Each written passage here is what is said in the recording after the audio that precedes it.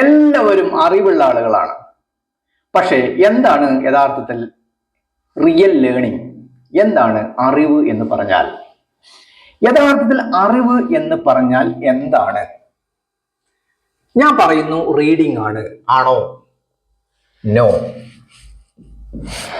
ഞാൻ പറയുന്നു ലിസണിങ് ആണ്.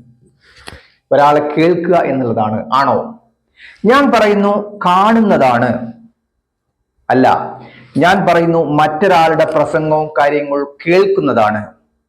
What ever the things you compare with learning is wrong. ഇതൊന്നുമല്ല. ലേണിംഗ് എന്ന് പറയുന്നത് ഈ പറയുന്നത് ഒന്നുമല്ല, ബട്ട് ഡൂയിങ്. ചെയ്യുന്നത് മാത്രമേ എന്തുള്ളൂ? അറിവുള്ളൂ.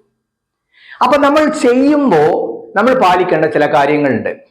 നമ്മൾ ഒരു തവണ ചെയ്യുമ്പോൾ വി ആർ എക്സ്പീരിയൻസ്ഡ്, നമ്മൾക്ക് ഒരു അനുഭവം ഉണ്ടാവും.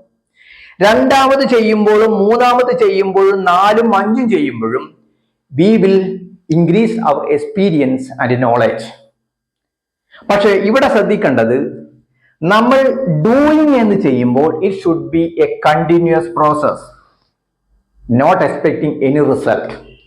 It will be a consistent. ഇന്ന് ചെയ്ത് നാളെ ചെയ്യാതിരിക്കാൻ പാടില്ല. It should be a repeated action.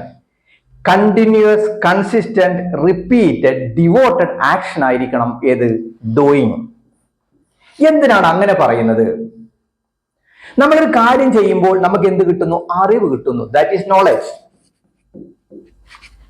പക്ഷെ നോളേജ് അല്ല നമുക്ക് ആവശ്യം. നമുക്ക് ആവശ്യം എന്താണ്? വിസ്ഡം ആണ്. എന്താണ് വിസ്ഡം? ഒരു കാര്യം ചെയ്യുമ്പോൾ, ചെയ്തുകൊണ്ടിരിക്കുമ്പോൾ ഞാൻ ഏതെല്ലാം കാര്യങ്ങൾ തെറ്റായി ചെയ്തു പോയി എന്നും തുടർന്ന് ഏതെല്ലാം കാര്യങ്ങൾ ഞാൻ ചെയ്യാത്തതാണ്, ഏതെല്ലാം കാര്യങ്ങൾ ഞാൻ ചെയ്യാൻ പാടില്ലാത്തതാണ് എന്നുള്ളതാണ് വിസ്ഡം. അപ്പൊ wisdom is more important than knowledge, but it is difficult to achieve. It needs continuous, consistent, repeated and devoted action. കൂടുതൽ കാര്യങ്ങൾക്ക് സന്ദർശിക്കുക www.aliarimbrasdentalclinic.com. I am expecting all of you wisdom. Thank you.